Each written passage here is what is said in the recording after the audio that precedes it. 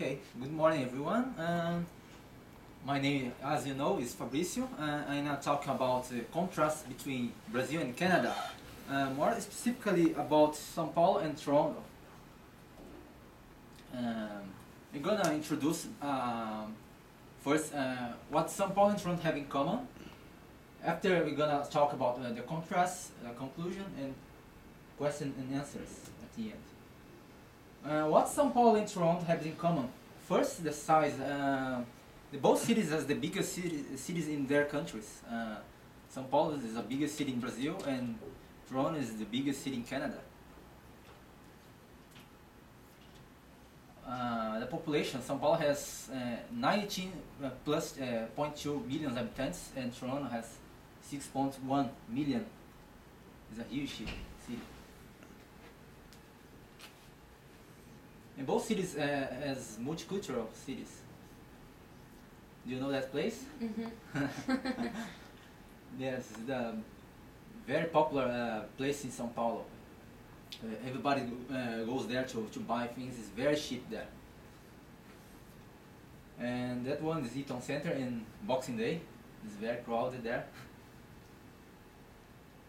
But in both cities you can find many different cultures, kinds of nationalities.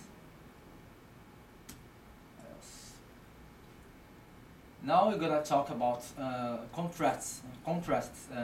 First is the weather.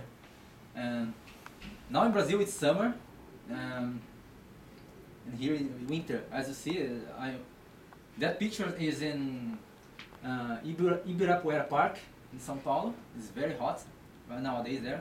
In summer in Brazil it's hot and humid. It's very hot during the day. It usually rains a lot also. And in Toronto it's in winter. It's very snowy and cold. Yeah, it's supposed to be.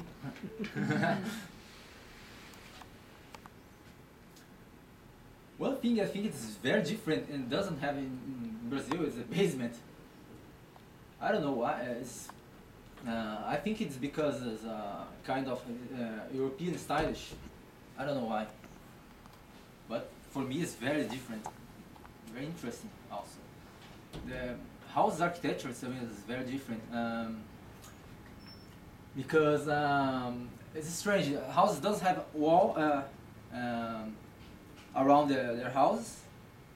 In Brazil, if you don't have a wall to protect your house, probably somebody will be steal your house, robbery. Yes, it's a little bit funny, but it's serious.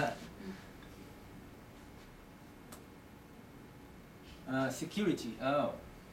Toronto is. I think Toronto is very safe.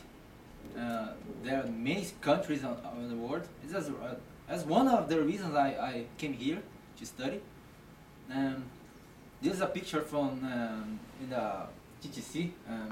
There's a guy using a laptop. It's hard to think it's in Brazil. Impossible. You cannot do it in Brazil. You should be stolen. Just to know, São Paulo, about the security, São Paulo has 17.4 murders for each 100,000 inhabitants, while Toronto has just 1.3 murders for each 100,000 inhabitants. It's less than many cities in the United States. Very safe. Oh, advertisement is very different here than São Paulo, Brazil, or else. I think their advertisement here is very aggressive. You can see everything. They are allowed to do everything they want, I guess. For example, they mention, oh, my company is better than the other. This is impossible in Brazil. You can't do it in Brazil. You can see the city is very visual. There are a lot of outdoors ads in the walls. I'm gonna talk about in Brazil, in São Paulo specifically. There's a law called Clean City. You cannot put more edge in the outdoors walls. Just to see before this law, look at this picture. There's a lot of advertisements here, but after the law, it's very clean. Some people like, other people don't. Particularly, I think it's not so good because I'm from marketing. I prefer you can target your market share better. But some people think it's more cleaner. It's not visual pollution. What else? Oh, newspaper. It's different because here you can get some newspaper for free. In Brazil, now you have to pay.